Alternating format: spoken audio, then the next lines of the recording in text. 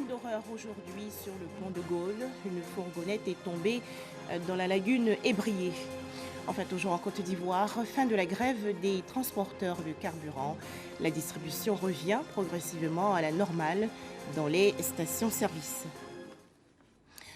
Bonsoir à tous et bienvenue sur RTI2. Mauvais sort ou mauvaise manœuvre du chauffeur. Une fourgonnette s'est renversée aujourd'hui dans la lagune Ébrié. Ce véhicule, faut-il le préciser, roulait dans le sens Adjamé-Trashville. Les recherches pour trouver des survivants se poursuivent. Le commandant du groupement des sapeurs-pompiers militaires, le colonel Issa Sako, s'est exprimé sur les réseaux sociaux.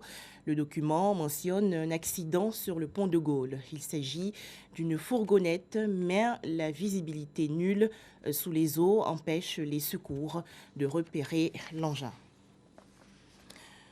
Bonne nouvelle en revanche dans le secteur des transports. Le carburant est disponible progressivement dans les stations-service du pays. Les transporteurs de carburant qui étaient en grève récemment ont levé hier leur mot d'ordre. Cette corporation exigeait entre autres la suppression du volucompteur.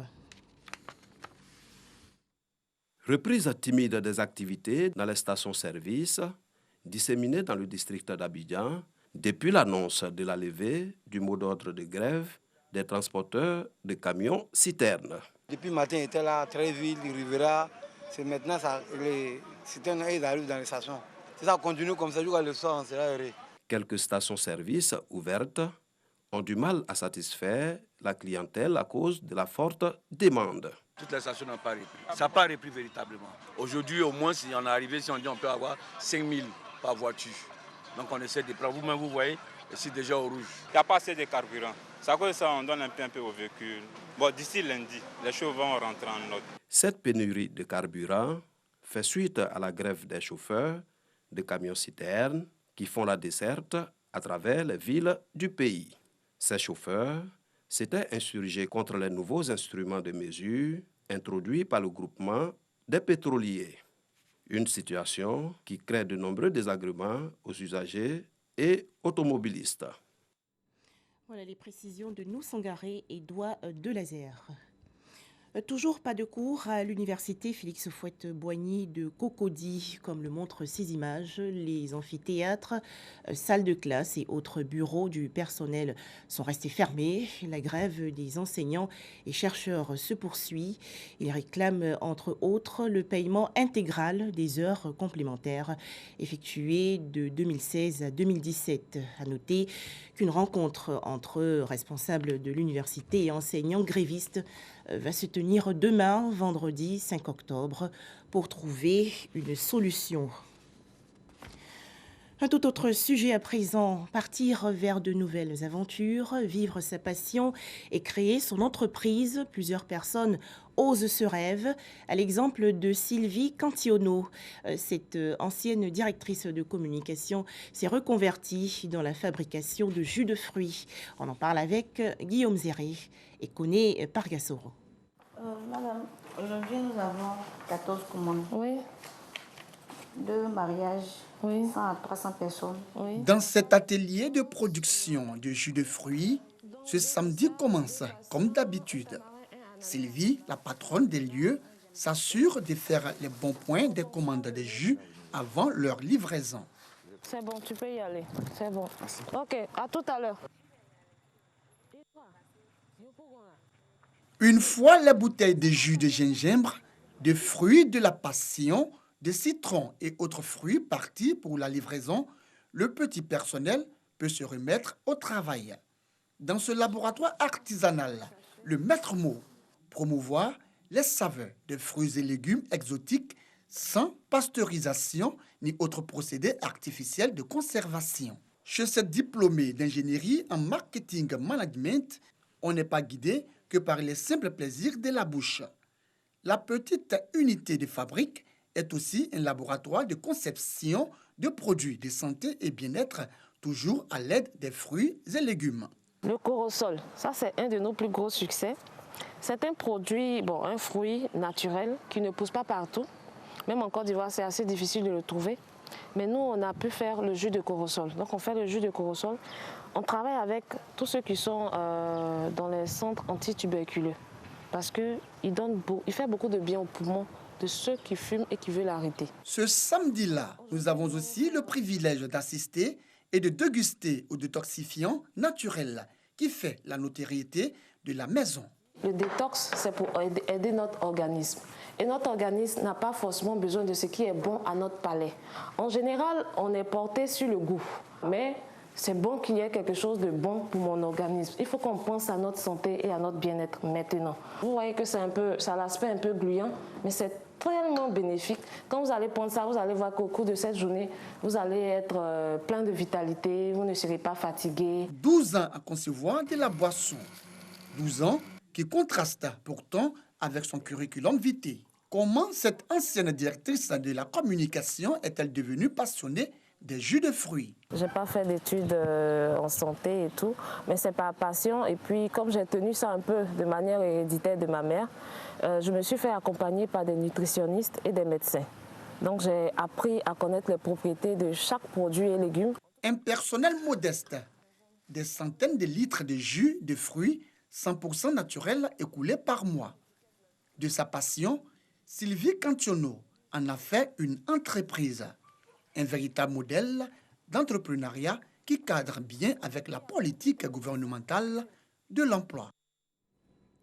Rendons-nous à présent à Bouaké, dans la région de Bouaké, où 400 jeunes ont bénéficié récemment d'une formation à l'entrepreneuriat. Il s'agit pour la Fondation Sacré-Cœur de contribuer à réduire le chômage dans le pays. Le point avec Ange Kouakou et Soro Corona de RTI Bouaké.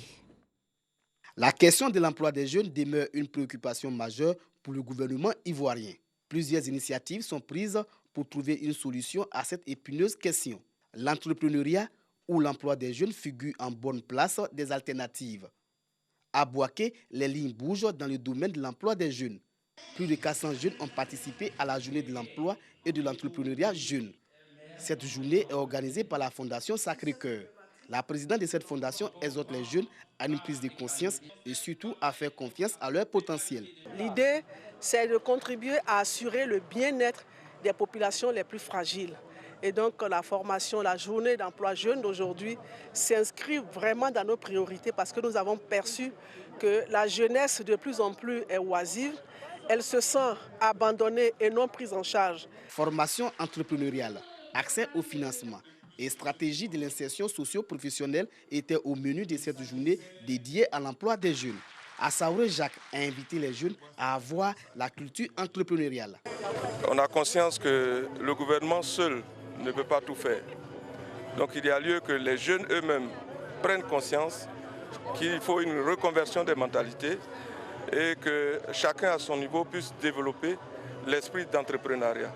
Cette initiative de la Fondation Sacré-Cœur est saluée par les responsables de jeunes. Dire aux parents, aux cadres que la jeunesse est là, la jeunesse a des besoins.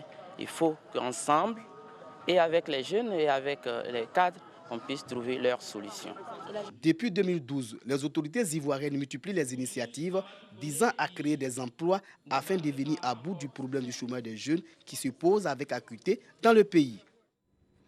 Au Cameroun, Samuel Eto'o sévèrement critiqué. En effet, l'attaquant camerounais a publiquement appelé aujourd'hui à voter pour le président sortant Paul Biya le dimanche 7 octobre prochain. À 3 jours donc de l'élection présidentielle 2018, la campagne bat son plein dans les villes du pays. Connaissez-vous le lait de bufflone? Il est plus digeste que le lait de vache. Et dans la région sud de la France, des agriculteurs développent cette filière. Les explications de Ami Koulibaly. Comme un petit air d'Italie au sud du Massif central, dans le champ de Francis Boni, ces buffles remplacent les vaches laitières.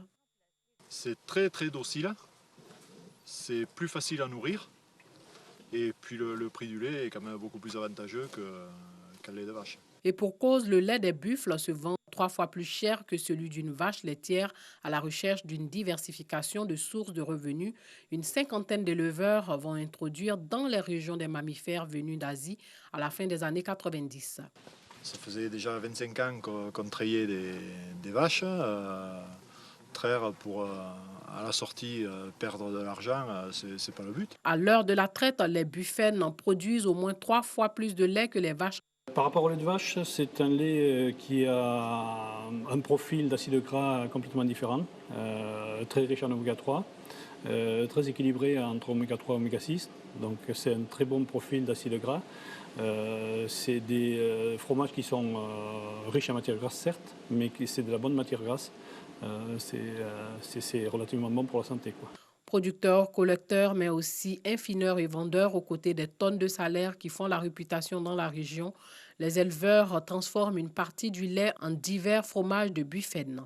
Un marché de niche au fort potentiel. Des lancements de produits prochainement sur de la tome et de la tomette, et puis d'autres projets qui sont dans les cartons pour vraiment valoriser ce lait qui est atypique et qui permet d'avoir des fromages avec beaucoup de goût, avec le côté suave, crémeux, qui sont vraiment notre point fort. Face à une demande croissante, le groupement prévoit agrandir son cheptel, aujourd'hui le plus gros d'Hexagone. Objectif, installer la bufflonne dans le paysage français et pourquoi pas faire de la fameuse bufflonne un produit made in France.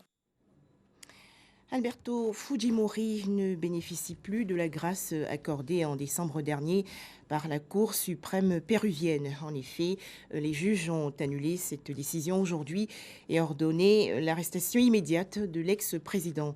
Ce dernier, âgé de 80 ans, a dû être hospitalisé d'urgence en raison d'un problème cardiaque. Un plan d'urgence contre la pollution en Inde. De nouvelles règles sont entrées en vigueur. Elles interdisent l'utilisation des ustensiles en matière plastique à usage unique. Les précisions de Ami Koulibaly. Bombay étouffe sous les plastiques. La mégalopole indienne a décidé de réagir en créant des escouades anti-plastique. Désormais, il en coûtera 50 000 roupies, 59 €, plus de 38 000 francs CFA en cas d'utilisation de sachets transparents. Avant, les gens jetaient les déchets alimentaires dans des sacs en plastique qui étaient ensuite mangés par les animaux. Beaucoup sont morts à cause de ça. C'est bien que les sacs en plastique soient interdits. Je pense que l'amende de 5 000 roupies pour l'utilisation du sachet plastique est très appropriée. Je pense même que l'amende ne devrait pas être seulement de 5 000 roupies. Il devrait par contre cibler les entreprises qui fabriquent les sacs. On arrivera à une interdiction totale. Tout le monde commencera à suivre l'interdiction. Tant que vous ne ciblez pas les entreprises et prenez pas de mesures contre elles, rien ne changera. Pour terminer, rappelons qu'en Côte d'Ivoire, le carburant est disponible progressivement dans les stations-service. Les transporteurs de carburant qui étaient en grève récemment ont levé hier leur mot d'ordre. Voilà, merci de nous avoir suivis et merci d'être toujours RTI2.